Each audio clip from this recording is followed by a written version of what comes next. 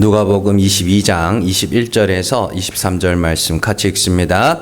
그러나 보라, 나를 파는 자의 손이 나와 있도다. 인자는 이미 작정된 대로 가거니와 그를 파는 그 사람에게는 화가 있으리로다 하시니, 그들이 서로 묻되 우리 중에서 이 일을 행할 자가 누구일까 하더라. 아멘.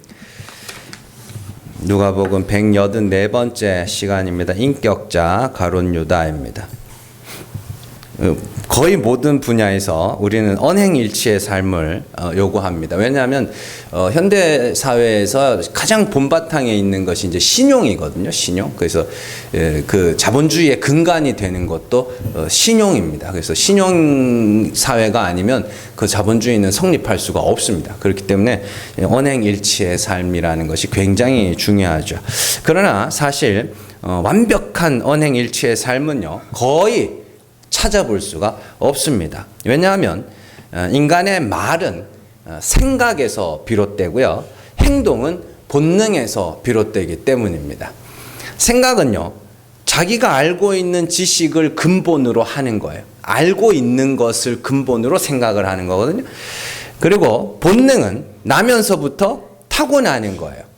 그래서 잘 보시면 배운 것이 많고 아는 것이 많으면 뭐가 많아요? 말이 많아요.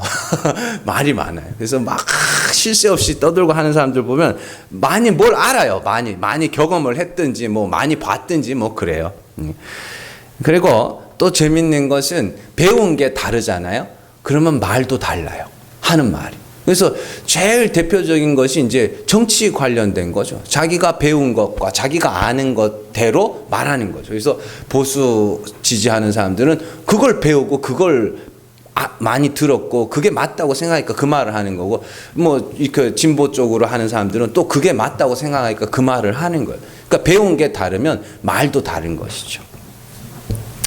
그런데 반대로 본능은요, 그렇지 않습니다. 본능은 나면서부터 타고나는 것이기 때문에 누군가가 가르치지 않아도 그렇게 행동합니다. 그러니까 배가 고프면 누가 시키지 않아도 뭐예요? 먹어요. 뭐라도 먹어요. 그건 뭐 그렇습니다. 예를 들어서 미국의 한 대학교에서 심리학, 사회심리학 이제 실험을 한 게 있는데, 이 100명의 학생들에게 10자리 숫자를 외우도록 한 거예요. 10자리 숫자를. 그래서 뭐 1, 2, 3, 4, 5, 6, 7, 8, 9, 10 이게 아니라 막 숫자를 섞어가지고 10자리 숫자를 외워라. 그래서 막 이제 외우고 있는 겁니다. 요즘 핸드폰 숫자가 11자리인가요? 그렇죠. 어쨌든 그 정도 되는 숫자겠죠. 그래서 외우라 그러고 나서 이제 어느 정도 시간이 지난 다음에 이거 케이크하고 샐러드를 앞에 두고 이제 먹어라 그래요. 둘 중에 하나를 골라서 먹어라. 그랬더니 거의 한 70% 이상의 사람들이 케이크를 골라서 먹더래요. 왜냐하면 그 미국 사회에서는 지금 비만이 굉장히 그 이슈 중에 하나거든요. 근데 그래서 사람들이 케이크는 살찌는 거고 몸에 안 좋은 걸 줄 알면서도 그걸 골라 먹더래요. 왜냐하면 우리의 뇌가 이 탄수화물을 굉장히 에너지원으로 하거든요. 그러니까 막 이제 뇌를 막 쓰고 난 거, 숫자 10자리 외우는 것도 그만큼 뇌를 쓰는 거예요. 그러니까 이거 자기 생각은 뭐예요? 샐러드를 먹어야 되는데 본능이 뭐 하는 거예요? 본능이 케이크를 골라서 먹게 하는 거예요. 그러니까 생각하고 본능하고 다릅니다. 그래서 여러분들이 나는 이게 옳아, 진짜 옳은 것 같으세요? 그거 아니에요. 본능대로 움직입니다, 사람들은. 자, 성경에서도 이런 내용은 자주 찾아볼 수 있죠. 이스라엘은 율법을 가지고 있었고, 율법을 따라 간음하면 안 된다는 것을 알고 있었고, 그렇게 가르쳐 왔고, 또 그들이 그런 지식을 갖고 있었죠. 간음하면 안 돼. 그러나 눈앞에 굉장히 아름다운 여인이 목욕하는 장면을 보고 다윗이 홀라당 넘어가 버리죠. 뭐예요? 그게 지식과 내 생각과 본능 사이에 막 충돌이 일어나는데 본능을 따라가는 거예요. 그게 인간이 원래 그거밖에 안 된다라는 걸 거죠. 나는 안 그럴 수 있어. 그 안 겪어봐서 그래요. 안 겪어봐서. 이스라엘은 우상 숭배가 죄라는 것을 알고 있었습니다. 그러나 눈앞에서 자기들이 좋아하는 여자들이 우상 숭배하는 것을 보고 그들도 같이 따라서 바알 부올에 가담하게 되죠. 자, 사무엘하 11장 2절 말씀 같이 읽습니다. 저녁 때에 다윗이 그의 침상에서 일어나 왕궁 옥상에서 거닐다가 그곳에서 보니 한 여인이 목욕을 하는데 심히 아름다워 보이는지라. 민수기 25장 1절에서 3절 같이 읽습니다. 이스라엘이 시딤에 머물러 있더니 그 백성이 모압 여자들과 음행하기를 시작하니라. 그 여자들이 자기 신들에게 제사할 때에 이스라엘 백성을 청하매 백성이 먹고 그들의 신들에게 절함으로 이스라엘이 바알 부올에 가담한지라. 여호와께서 이스라엘에게 진노하시니라. 아멘. 여기서 보시면은 하나님이 이스라엘에게 진노하신 것이 그들이 이방 여인과 간음을 했기 때문이 아니에요. 하나님이 진짜로 화났던 게 뭐냐면 바알 부올에 가담했기 때문입니다. 이걸 작전을 편 게 누구예요? 발람이에요. 발람이 어떻게 하면 요 이스라엘 민족을 박살을 내겠나, 이걸 어떻게 무너뜨리나 생각해 보니까 요렇게 하면 되겠다 싶어가지고 여자들 이용해가지고 남자들 꼬셔가지고 바알 부올에 우상 숭배에 가담하게 하는 그런 일들이 있었죠. 그게 본능이에요, 본능. 사람이 생각과 행동이 다를 수밖에 없는 이유가 그렇게 되는 겁니다. 그래서 특정 조건만 갖춰진다면 인간은 언제든지 말과 다른 행동, 자기의 지식과 다른 행동을 할 수밖에 없다는 것을 보여주죠. 본능이 생각을 이기는 겁니다. 그래서 나쁜 습관을 끊고 싶은 사람들은 주변 상황을 바꿔야 된다. 만나는 사람을 끊어야 된다. 그래서 진짜로 노름하는 사람들은 노름을 끊고 싶으면 주변에 노름하는 사람을 끊어야 돼요. 그리고 노름하는 환경에서 벗어나야 되고, 병도 마찬가지입니다. 심각한 병, 암 같은 거 걸리신 분들이 재발하고 그러는 이유가 뭐냐면 상황을 바꿔야 돼요. 환경을 바꿔야 된다고요. 그래서 제가 아는 분들 여러 분이 그래요. 일하다가 암에 걸렸어요. 수술했어. 완치됐어요. 그러고는 또 그 일을 하는 거예요. 또 재발하는 거예요. 그러고 가는 거예요. 그래서 여러분들 그 자연인 같은 거 보면 그런 분들 가끔 나오죠. 큰 병이 들어가지고 산에 갔더니 회복이 됐다. 그게 뭐냐면 그 주변 환경들, 주변 상황들이 다 끊어내는 거예요. 이것들로 말미암아서 한두 가지 요인이 아닌 거예요. 이것들로 말미암아 내가 이 병이 생겼기 때문에 그걸 다 끊어내면 그 큰 병에서 회복이 되기도 하는 겁니다. 병원에 가지 않아도 가끔 그런 일이 생기는 것이죠. 그러니까 인간은 자기의 생각과 자기의 의지를 너무 믿으면 안 됩니다. 여러분들의 의지는 정확하게 30분짜리입니다. 술 안 먹어야지 하고 탁 마음 먹고 술자리 가가지고 난 오늘 술 안 먹을 거야. 30분 못 버팁니다. 옆에서 한 잔해 한 잔 이러면 이제 뭐 홀라 막 오늘 내일부터 하리라 이러고 있죠. 다이어트 마찬가지죠. 다이어트 끊으려면 집에서 간식 같은 거 다 없애야 됩니다. 통장도 이제 다른 사람한테 맡겨놓고 카드도 다 없애버려야 돼요. 그래가지고 뭐 해야 돼요? 진짜 다이어트를 할 수밖에 없는 상황, 아니면 아예 저기 산골짜기 가서 살든가. 뭐 집에 먹을 거 천지인데 다이어트 해야지. 아침에 했다가 이제 내일 하리라. 맨날 내일 하잖아요. 그렇죠? 그런 겁니다. 자, 이 외에도 여러분들이 뭐 존경하는 지식인들이 있는지는 제가 모르겠습니다만은 그 지식인들의 실체를 알게 되면 그들이 얼마나 자기의 말과 행동이 다른 자처럼 살아가는지는 알 수 있습니다. 그들의 말과 글은 그럴듯하게 아름다워 보이지만 그들의 실제 삶은 그 자신들이 한 말과 행동과는 너무나도 다른, 이제는 그게 이상하지도 않아요. 지금도 속는다면 그건 바보고 등신이죠. 지금도 텔레비전에 나오는 지식인들이라고 하는 사람들의 그럴듯한 말을 듣고 야, 저 사람은 진짜 괜찮은 사람, 정신 차리세요. 그런 사람 없어요. 그런 사람들은 진짜 머릿속에서 망상하고 상상해서 지어낸 이야기들이라니까요. 그들의 삶을 보시라니까요. 진짜로 그 말대로 사는지. 없어요. 그런 사람들 정말로 없어요. 왜냐하면 본능과는 다르거든요.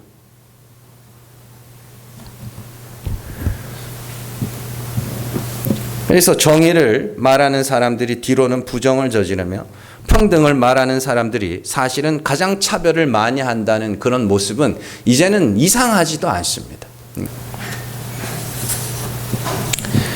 인간의 본능은 그렇게 정의롭지도 올바르지도 않습니다. 철저하게 이기적이고 철저하게 쾌락적입니다. 우스갯소리로 이 세상이 점점 이기적으로 되어가는 이유는 자기를 희생하는 사람들은 일찍 죽고, 그죠? 이기적인 사람들만 남아서 유전자들을 자꾸 이제 퍼뜨리기 때문에 좀 남을 도와주고 착한 사람들은 점점 줄어들고 이제 이기적인 사람들만 많다, 뭐 그런 이야기도 합니다.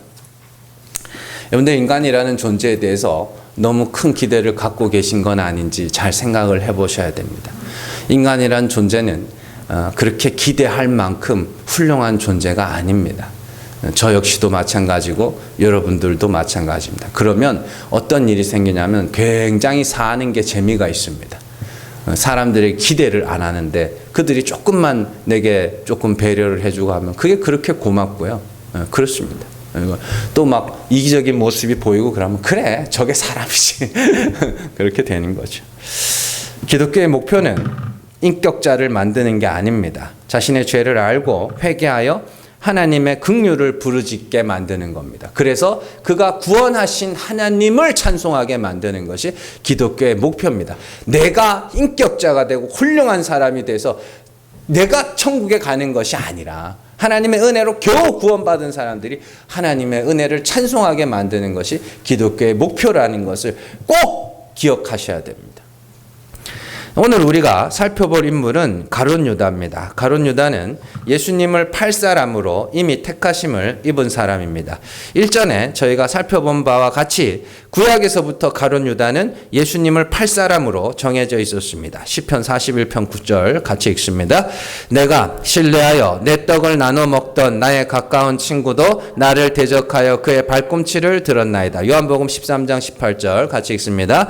내가 너희 모두를 가리켜 말하는 것이 아니니라. 나는 내가 택한 자들이 누구인지 알미라. 그러나 내 떡을 먹는 자가 내게 발꿈치를 들었다 한 성경을 응하게 하려는 것이니라. 아멘. 자, 보시면 그 시편 41편에 나오는 말씀이 그의 발꿈치, 나를 향하여 그의 발꿈치를 들었나이다 하는 요 말씀이 가룟 유다가 예수님을 배신하기로 한 것을 그냥 예언한 말씀. 근데 그 예언이 이미 시편에 그게 기록되어 있었다는 건 이미 그게 뭐예요? 정해져 있는 사건이며 가룟 유다 역시 그렇게 정해져 있는 채로 태어났다라는 것을 보여주는 것이죠. 그러나 오늘 우리는 이 가룟 유다가 어떤 사람이며 왜 예수님을 팔 생각을 하게 됐는지를 살펴볼 겁니다.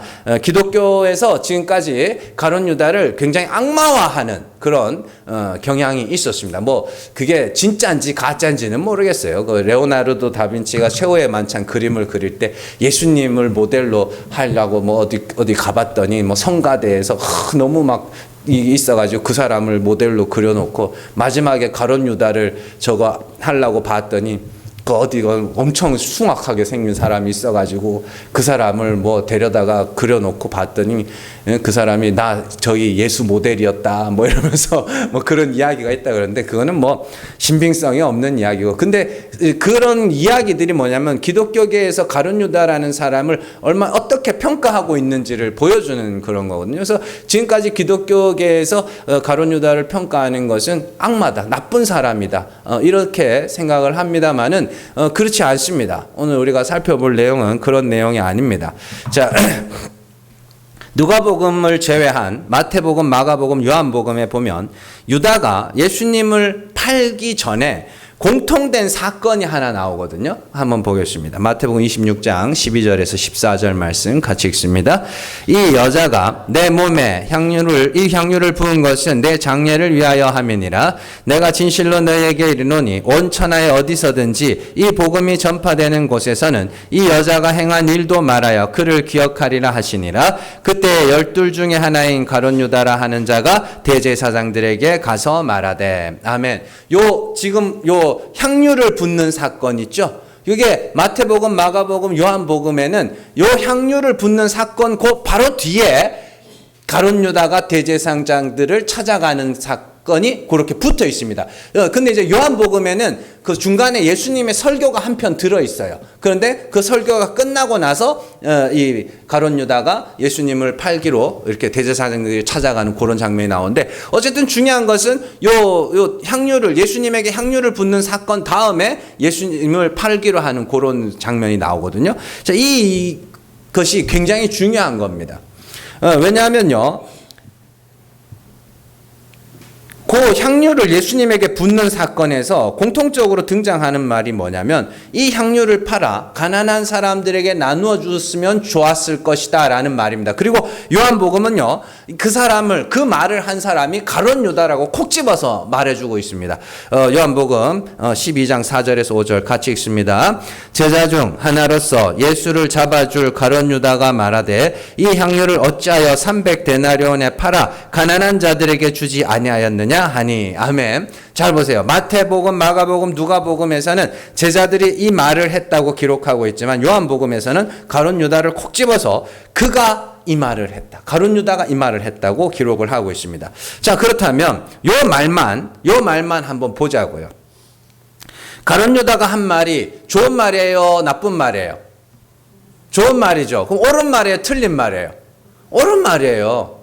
여러분들, 300데나리온이 어느 정도냐면 그냥 1년 연봉입니다. 우리가 그 기억을 하셔야 되는 게, 예수님의 비유 중에 한 데나리온의 비유 있죠. 포도원 품꾼들이 이렇게 불러가지고 그때 하루 일당을 한 데나리온으로 칩니다. 마태복음 20장 2절 말씀 같이 읽습니다. 그가 하루 한 데나리온씩 품꾼들과 약속하여 포도원에 들여보내고. 아멘. 그러니까 하루 일당이 한 데나리온이에요. 그러면 300데나리온이면 진짜 1년치 연봉쯤 되는 거예요. 굉장히 큰 돈입니다. 굉장히 큰 돈이라고요. 예수님에게 향유를 부은 여인은 그냥 1년치 연봉을 갖다가 뭐 한 거예요? 버린 거예요. 그냥 진짜로 버린 거예요. 예수님의 머리에, 뭐 어떤 데는 머리에 부었다, 뭐 어떤 데는 뭐 발에 부었다, 뭐 이렇게 나옵니다만, 어쨌든 부었다는 건 그걸 뭐 했다는 거예요? 버렸다는 뜻이에요. 갖다 버렸다. 그거 쑥 붓고 나면 뭐 하는데, 그럼? 아무 짝에도 쓸모없는 거죠. 가룟 유다가 그 모습을 옆에서 보니 그 돈이 너무 큰 돈이었기 때문에, 야, 이 돈이면 얼마나 많은 가난한 사람들을 도와줄 수 있을까 하며 그 여인을 책망한 거죠. 대단한 사람입니다. 똑똑한 사람, 정신을 똑바로 차리고 사는 사람들이에요. 근데 이제 여기서 예수님의 반응이 의외였죠. 맞다. 맞다. 그만해. 이거 팔아가지고 가난한 사람들 나눠줘라. 그래야 되는데, 예수님의 반응이 어땠어요?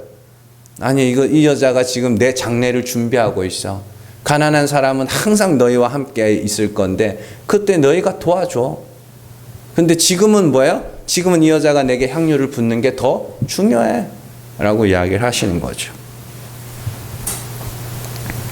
그러니까 가룟 유다의 입장에서 예수님의 이 말씀은 전혀 정의롭지도 못하며 옳지도 못하며 하나님의 아들이면 해서는 안 되는 말이라고 생각을 하는 겁니다. 정말로 저 사람이 하나님의 아들이라면 어떻게 가난한 사람을 두고 볼 수가 있어? 어떻게 가난한 사람을 돕자는 말을 어떻게 외면할 수가 있어? 이런 이야기죠. 그러니까 요즘으로 치면 어려운 사람 도와줘야 된다고 하는 사람에게, 야, 어려운 이웃은 나중에 도와주고 지금은 내가 중요해 라고 하는 것과 똑같은 거예요. 예수님이 하신 말씀이. 그들은 그것이 정의로움이 옳은 일이라 생각하기 때문에 그 귀한 것을 예수님에게 부어버리는 것은 진짜 말 그대로 허비하는 것. 성경이 그대로 나오죠. 허비하는 것. 헛된 데다가 쓰는 것. 아무 의미 없는 그런 것으로 보이게 되는 것이죠. 그런데 예수님은 그 여인의 행한 일을 보시며 잘했다. 그리고 복음이 전해지는 곳마다 그 여인이 행한 일을 전하라고까지 말씀을 하십니다. 마가복음 14장 9절 말씀 같이 읽습니다. 내가 진실로 너희에게 이르노니 온 천하에 어디서든지 복음이 전파되는 곳에는 이 여자가 행한 일도 말하여 그를 기억하리라 하시니라. 아멘. 자, 그래서 그 마태, 마가, 요한복음은 공통적으로 이 사건 후에 가룟 유다가 유대인들에게 찾아가서 예수님을 팔게 되는 그런 사건이 나옵니다. 뭔 말인지 아시겠죠? 야, 저건 하나님의 아들이 아니구나. 저건 기독교가 아니구나. 오늘날도 많이 일어나고 많이 볼 수 있는 모습입니다. 저건 기독교가 아니야. 저건 교회가 아니야. 그러면 교회는 뭐 어떤 데여야 되는 거예요? 어려운 사람들 도와주는 데가 교회예요? 그걸 나쁘다는 게 아니라 교회가 해야 되는 게 뭐냐고. 어려운 사람들을 도와주는 건 옵션이에요. 옵션. 안 하겠다는 게 아니라 저희도 여유가 있으면 하고 또 할 겁니다. 할 건데 그걸 하는 데가 교회는 아니라는 거예요.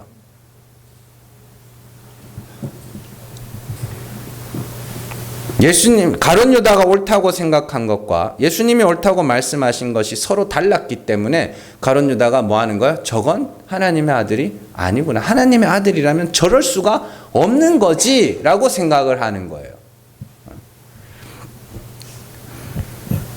하나님의 아들이라면 당연히 어려운 이웃을 도와주는 것이 옳다고 해야 하는데 예수님은 자기의 생각과는 다르게 300데나리온이라는 귀한 향유를 허비하는 것이 옳다고 하니 가룟 유다의 입장에서는 예수님이 어려운 사람을 외면하는 사람으로 보였던 것이죠. 가룟 유다는 굉장히 정의롭고 신실했던 사람이라는 것을 보여주는 장면입니다. 인간적인 관점에서 가룟 유다는 굉장히 괜찮은 사람입니다. 괜찮은 사람, 멋있는 사람이에요. 또한 가룟 유다의 인격적인 모습을 유추해 볼 수 있는 장면이 성경에 나오는데요. 예수님이요, 대놓고 가룟 유다를 보시고 저가 나를 팔 자다라고 이야기를 하시거든요. 근데 제자들이 그 말을 이해를 못하는 장면이 나옵니다. 자, 요한복음 13장 25절에서 29절 말씀 같이 읽습니다. 그가 예수의 가슴에 그대로 의지하여 말하되 주여 누구니까? 예수께서 대답하시되 내가 떡 한 조각을 적셔다 주는 자가 그니라 하시고 곧 한 조각을 적셔서 가룟 시몬의 아들 유다에게 주시니 조각을 받은 후 곧 사단이 그 속에 들어간지라. 이에 예수께서 유다에게 이르시되 내가 하는 일을 속히 하라 하시니 이 말씀을 무슨 뜻으로 하셨는지 그 앉은 자 중에 아는 자가 없고 어떤 이들은 유다가 돈계를 맡았으므로 명절에 우리가 쓸 물건을 사라 하시는지 혹은 가난한 자들에게 무엇을 주라 하시는 줄로 생각하더라. 아멘. 잘 보세요. 이 말씀이 이제 오늘 말씀, 본문 우리가 읽은 말씀하고 똑같은 상황에서 하신 말씀이거든요. 그 오늘 말씀에서 예수님은 인자는 작정된 대로 가거니와 나를 파는 사람은 화가 있을 것이라 하면서 나를 파는 자의 손이 나와 함께 상에 있다. 뭐 이렇게 짧게 기록하고 있습니다만은 요한복음에서는 이때의 상황을 좀 더 구체적으로 진술을 하고 있는 것을 볼 수가 있습니다.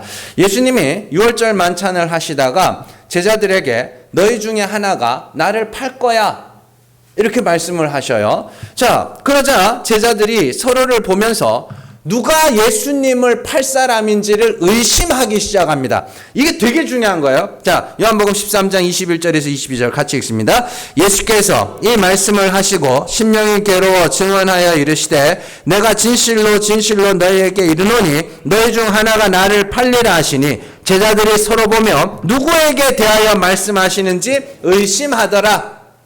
예수님이 야 너희 중에 하나가 날 팔 거야 라고 말씀을 하시자 제자들이 그때부터 누구지? 라고 의심을 합니다. 그리고 베드로는 요한한테 시켜요. 야 누군지 물어봐. 왜냐하면 요한이 굉장히 예수님하고 제일 가까운 사람이에요. 그래서 다빈치 코드 같은 데도 보면 요한이 막 여자로 나오고 막 이래요. 그 이상한 인간이 하여튼 있어. 근데 어쨌든 요한이 그 성경에 보면 예수님의 품에 의지하여 있었다 이렇게 합니다. 그러니까 예수님하고 가까이 있었던 거예요. 그 품에 의지하여 있었다는 게 뭐냐면 저기 유대인들의 식사는 그 상에서 그 최후의 만찬에 나오는 이 큰 탁자에서 먹는 게 아닙니다. 그들은 그 낮은 상, 얕은 상을 놔두고 이렇게 이래가지고 먹었어요. 옆으로 이렇게 누워가지고. 그러다 보니까 이제 그렇게 하다 보면 겹치기도 하고 그러죠. 그래서 예수님 품에 의지하여 있었다 그러거든요. 그래서 베드로가 보고 요한한테 야 물어봐. 그래요. 그래서 요한이 누구예요? 이렇게 물어요. 그러니까 예수님이 뭐라 그러냐면 내가 떡 떡을 적신다는 게 이제 그 포도의 주 같은데 적셔서 주는 그 사람이야. 그러고는 그 말을 하자마자 떡을 떼가지고 적셔가지고 가룟 유다를 줍니다. 그러면은 누구예요? 누가 봐도 가룟 유다죠. 그리고는 예수님이 말씀하셔요. 가서 네 할 일 해. 네 할 일이 뭐예요? 가서 나 팔아먹어. 그 이야기잖아요. 근데 제자들이 뭐 하고 있었다 그랬어요? 누가 팔자인지 의심하고 있었다 그랬죠. 그 예수님이 그렇게까지 보여주셨는데 성경이 뭐라고 그러냐면, 자 28절 29절에 아까 읽었죠. 이 말씀을 무슨 뜻으로 하셨는지 그 앉은 자 중에 아는 자가 없고, 어떤 이들은 유다가 돈계를 맡았으므로 명절에 우리가 쓸 물건을 사라 하시는지, 혹은 가난한 자들에게 무엇을 주라 하시는 줄로 생각하였더라. 그러니까 다른 제자들의 입장에서는 가룟 유다가 예수님을 팔자라는 생각을 전혀 못하고 있었다. 전혀 못하고 있었다. 그렇게까지 말씀을 하시고 보여주셨는데도 전혀 못하고 있었다. 그러니까 쉽게 말하면 이런 거예요. 다른 사람은 몰라도 쟤는 아니지. 다른 사람은 몰라도 쟤는 아니지. 그런 생각들을 하고 있었다는 것이죠. 자, 근데 뭐 개인적인 생각이지만은 어떤 조직이든지 돈을 맡아 관리하는 사람이 사실은 제일 신망을 받는 사람입니다. 뭐 저희 교회 재정이 있습니다만 재정을 누구한테 맡길까 생각해 보면 뭐 누구한테 맡기겠어요? 제일 믿을 만한 사람한테 맡기겠죠. 그렇지 않습니까? 그건 당연한 거죠. 그건 개인적인 생각이고. 어쨌든 이상에서 본 바와 같이 가룟 유다는 굉장히 도덕적이며 정의로운 사람이었고 제자들 사이에서도 신망을 받던 인물이었습니다. 그런 가룟 유다에게 사탄이 들어가자 그가 결국 예수님을 팔아먹게 되죠. 사람의 됨됨이와 그의 인격이나 그의 도덕심이 그 사람의 신앙을 대변해 주지도 못하며 그것이 우리를 구원에 이르게도 하지 못합니다. 목회자 역시 마찬가지입니다. 자주 말씀드리지만 목회자의 인격과 도덕심과 정의감이 여러분들을 구원할 수 없습니다. 목회자에게 여러분들이 바라야 하는 것은 믿음입니다. 고린도전서 4장 1절에서 2절 말씀 같이 읽습니다. 사람이 마땅히 우리를 그리스도의 일꾼이요 하나님의 비밀을 맡은 자로 여길 줄, 그리고 맡은 자들에게 구할 것은 충성이니라. 골로새서 1장 27절 같이 읽습니다. 하나님이 그들로 하여금 이 비밀의 영광이 이방인 가운데 얼마나 풍성한지를 알게 하려 하심이라. 이 비밀은 너희 안에 계신 그리스도시니 곧 영광의 소망이니라. 에베소서 6장 18절에서 19절 같이 읽습니다. 모든 기도와 간구를 하되 항상 성령 안에서 기도하고 이를 위하여 깨어 구하기를 항상 힘쓰며 여러 성도를 위하여 구하라. 또 나를 위하여 구할 것은 내게 말씀을 주사 나로 입을 열어 복음의 비밀을 담대히 알리게 하옵소서 할 것이니. 아멘. 고린도전서 4장 1절에서 맡은 자들에게 구할 것은 충성이라는 단어가 피스티스라는 단어인데 믿음이라는 단어입니다. 거기 보시면은 1절에서 뭐라고요? 우리는 그리스도의 일꾼이요 하나님의 비밀을 맡은 자들. 그래서 우리에게 구할 것은 믿음이야. 이렇게입니다. 그러면 하나님의 비밀이 뭐예요? 그 골로새서 1장 27절에 나오잖아요. 이 비밀의 영광이 이방인 가운데 얼마나 풍성한지를 알게 하려 하심이라. 이 비밀은 너희 안에 계신 그리스도니 곧 영광의 소망이네요. 비밀은 누가요? 그리스도죠. 그러니까 성도들이 목회자에게 요구해야 되는 거, 바라야 되는 게 뭐냐면 그리스도에 대해서, 예수 그리스도와 그가 나타내신 하나님에 대해서 듣기를 원하고 하나님이 어떤 분인지를 알기를 원하는 그런 마음이 있어야 된다. 에베소서에서도 마찬가지죠. 에베소서에서도 뭐라 그래요? 성도들에게 기도를 부탁하죠. 19절에 나를 위하여 구할 것은 내게 말씀을 주사 나로 입을 열어 복음의 비밀을 담대히 알리게 하옵소서. 저 사도 바울이 성도들에게 요구하는 겁니다. 내가 어디를 가서든지 주눅들지 않고 겁먹지 않고 사람들이 아무리 협박하고 그래도 복음의 비밀 그리스도에 대하여 전하게 해달라고 기도해 줘. 그러니까 목회자에게 바라야 하는 것은 그의 인격이나 훌륭한 성품이나 도덕심이나 정의감이 아니라 복음의 진리예요. 하나님의 비밀인 그리스도에 대하여 알기를 원하셔야 되는 거고 그 마음으로 교회에 나오셔야 되는 겁니다. 그렇다고 제가 여러분들에게 개판치겠다, 그건 절대로 아닙니다. 사람인지라 여러분들이 아무리 진리를 듣기 위해서, 말씀을, 복음을 듣기 위해서 온다고 해서 치더라도 사람을 볼 수밖에 없습니다. 그렇잖아요. 그렇기 때문에 욕 안 먹을 정도로는 살아야 돼요. 가가지고 돈 횡령하고 이러면은 얼마나 상처받아요. 기분 나쁘죠. 욕 안 먹을 정도로만 살면 돼요. 내가 인격적으로 누군가에게 칭찬을 받겠다? 아무 의미 없습니다. 그게 여러분들의 구원하고 무슨 상관이 있는데요? 예? 한번 잘 생각을 해보시라고요. 목회자의 인격이 여러분들의 구원과 무슨 상관이 있습니까? 여러분들의 인격은 여러분들의 구원과 무슨 상관이 있냐고. 그렇지 않다니까요. 그러니까 지금 제가 이런 말씀들을 왜 드리냐면, 지금 한국 교회 안에 도덕 만능주의, 인격과 성품, 맨날 그것만 해. 그걸 막 살아라고 하는 건 아니에요. 제가 막 살라고 하진 않는데, 그게 왜 그렇게 중요한 건데? 그게 여러분들의 구원하고 무슨 상관이 있는데? 가룟 유다가 인격자 중에 인격자였다니까. 여러분들, 가룟 유다가 최고로 정의로웠던 때가 언제인지 아세요? 자신의 죄를 깨닫고 자기가 목매달아 죽었을 때가 그 사람 제일 정의로웠을 때입니다.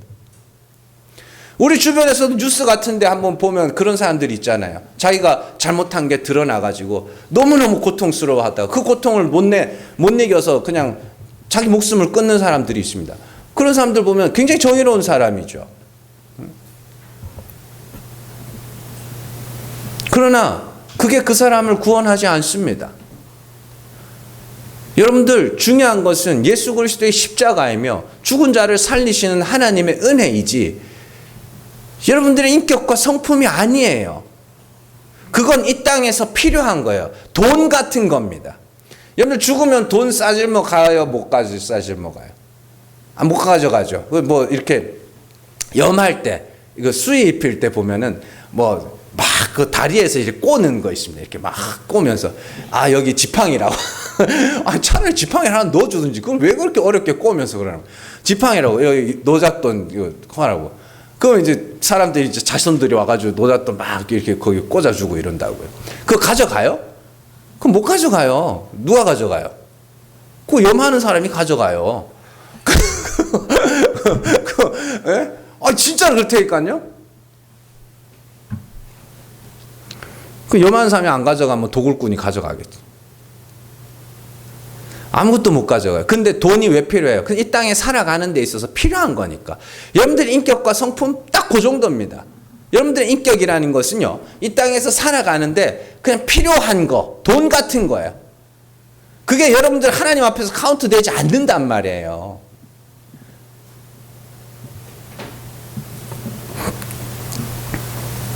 중요한 것은 예수 그리스도의 십자가이며 하나님의 긍휼이지 나의 인격이 아닙니다.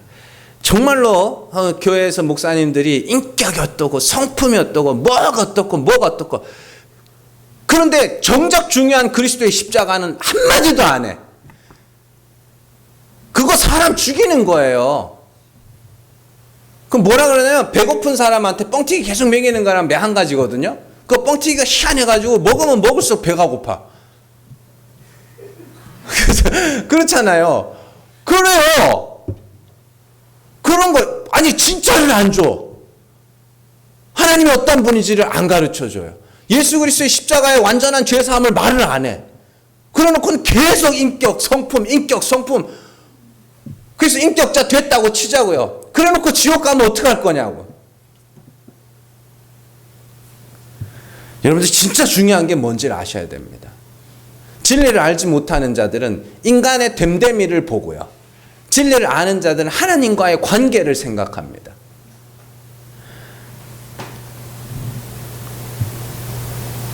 여러분들, 모여서 진리를 듣고 진리로 말미암아 기뻐하고 돌아가서는 진리를 말하는 자가 되셔야 됩니다. 왜냐하면 하나님은 그의 말로 말미암아 심판하는 자이기 때문이죠. 마태복음 12장 36절에서 37절 같이 읽습니다. 내가 너희에게 이르노니 사람이 무슨 무익한 말을 하든지 심판날에 이에 대하여 신문을 받으리니 내 말로 의롭다함을 받고 내 말로 정죄함을 받으리라. 아멘. 무슨 말을 하는가에 따라서 그 사람이 심판도 받고 의롭다 하심도 받습니다. 그럼 무슨 말을 해야 되는데? 예수에 대해서 말해야죠. 무익한 말이 뭐예요? 구원하지 못할 말. 여러분들은 하나님이 어떤 분인지를 이제 좀 알잖아요. 하나님이 어떤 분인지를 알고 구원이 어떻게 얻는지를 알고 그리스도가 왜 십자가에서 못 박히셔야만 했는지를 이제 압니다. 그리고 우리가 어떻게 하면 구원에 이를 수 있는지도 압니다. 그리스도와 같이 십자가에서 죽어야 그리스도를 죽은 자 가운데서 살리신 하나님이 나도 살리실 줄로 아는 거 아닙니까? 그래서 그걸 믿기에 그리스도의 죽음과 부활을 믿기에 내가 그리스도와 같이 죽는 거 아닙니까? 구원의 원리를 알아요. 그러면 이제 여러분들이 가서 해야 될 말이 뭐예요? 인격적으로 사세요? 성품을 다듬으세요? 이런 거예요? 그거 아니라니까요. 사람을 구원하는 생명의 말씀을 증거해야죠. 그 말을 해야죠.